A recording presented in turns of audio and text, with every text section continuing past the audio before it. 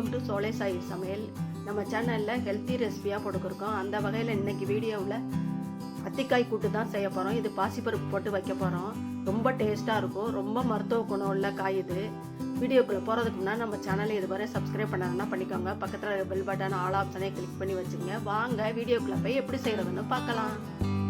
இந்த மாதிரி தான் இருக்கும் அத்திக்காய். கீரைக்கார்ட்ட சொல்லி வச்சு வாங்கலாம். ரொம்ப நல்லது. மாதத்தில் ஒரு நாள் இல்லை மாதத்தில் 2 நாள் சாப்பிட்டா ரொம்ப நல்லது. வயிற்று புண்ணு, வாய் புண்ணு எல்லாத்துக்குமே நல்லது. விட்டமின் சி சத்து நிறைய இருக்கும்பாங்க. மலச்சிக்கலை போக்கும். நார் சத்து நிறைய இருக்கிற காய் இது. இதை பாருங்க, உடைச்சிட்டிங்கன்னா பால் வரும் பாருங்க, தெரியுதா? நல்லா நறுக்கிட்டு தண்ணியில் போட்டு வச்சிடணும். இல்லாட்டி வாழைப்பூ மாதிரி இதுவும் கருத்துரும்.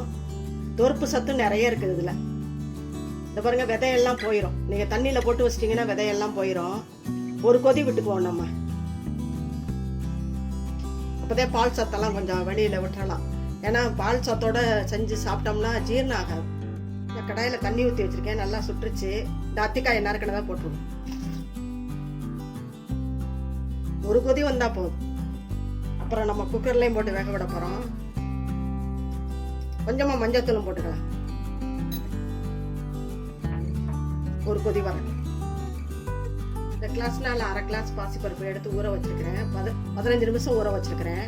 இந்த குக்கர்ல போட்டுக்கலாம். நான் வறுத்தே கொட்டி வச்சுக்குவேன், வண்டு பிடிக்காதுன்னு. லைட்டா வறுத்த பருப்பு தான்.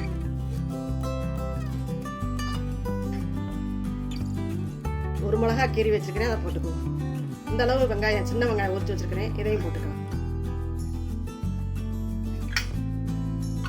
பூண்டு தட்டி வச்சிருக்கேன் பாருங்க, இதையும் போட்டுக்கலாம்.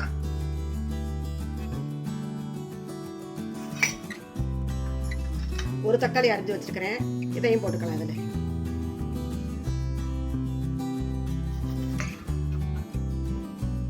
இதுக்கு தேவையான அளவு மஞ்சத்தூளும் போட்டுக்கலாம். காயிலே வேக போட்டிருக்கோம், இருந்தாலும் இதுலையும் போடணும்.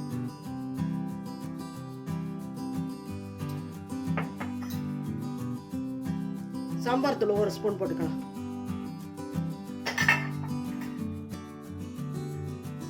நம்ம காய் வேக வச்சு ஒரு கொதி விட்டு வடிச்சு வச்சிருந்தோம்ல, அதையும் இதில் போட்டுக்கலாம். இந்த காயும் பருப்பு வேகிற அளவுக்கு தண்ணி ஊற்றிக்கலாம்.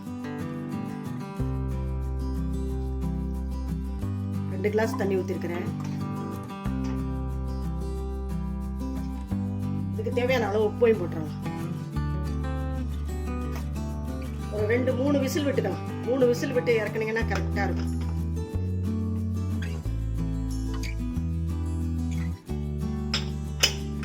விசில் வர விட்டி பார்ப்போம்.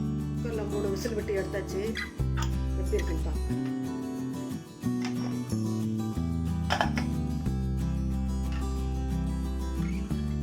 நல்லா வந்திருக்கு பாருங்க. 3 விசில் விட்டா போதும். இல்லாட்டி ரொம்ப கரைஞ்சிரும் பாருங்க அத்திக்காயெல்லாம். நம்ம தாளிச்சுக்குவோம். இந்த கடாயில் 1 ஸ்பூன் நல்லெண்ணெய் ஊற்றிக்கலாம்.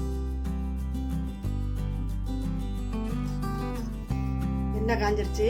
கடுகு போட்டுக்கலாம். கடுகு பொரியும் போதே உளுந்த பருப்பு போட்டுக்கலாம்.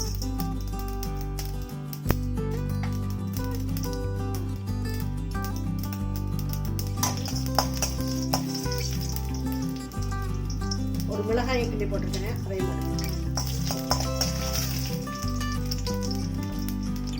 இதுல ஜீரகத்தையும் போட்டுக்கலாம்.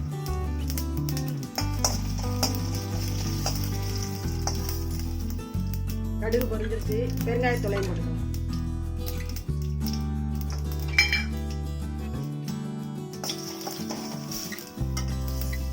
கருவேப்பிலையை கிள்ளி போட்டுக்கலாம்.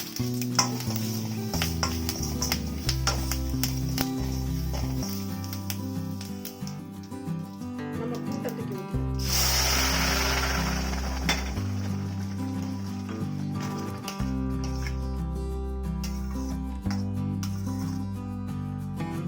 நல்லா கொதி வரும். கூட்டு நல்லா கொதி வருது. ஸ்டவ் ஆஃப் பண்ணிக்கலாம். கொத்தமல்லி எடுத்து வைக்கலாம். நம்மளோட அத்திக்காய் கூட்டு அருமையாக ரெடி ஆகிடுச்சு பாருங்க. கிடைக்கும் போது வாங்கி வச்சு சாப்பிடுங்க. ரொம்ப சத்து உள்ளது. இதே மாதிரி அதிக சத்துக்கள் நிறைந்த அத்திக்காய் கூட்டை நீங்களும் செஞ்சு பாருங்க. எப்படி இருந்துச்சுன்னு கமெண்ட்ஸில் சொல்லுங்கள். இந்த வீடியோ பிடிச்சிருந்தா லைக் பண்ணுங்கள், ஷேர் பண்ணுங்கள். நம்ம சேனலுக்கு மறக்காமல் சப்ஸ்கிரைப் பண்ணுங்கள்.